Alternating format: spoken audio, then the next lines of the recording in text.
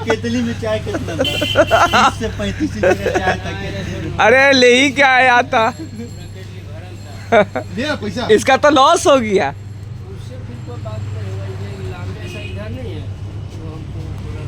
जाफर जाफर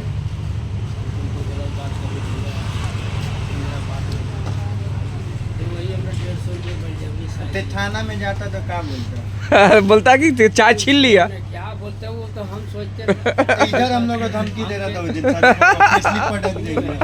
आपका पास जैसे मुसीबत आएगा तो आप क्या कीजिएगा तो आप सोचिएगा।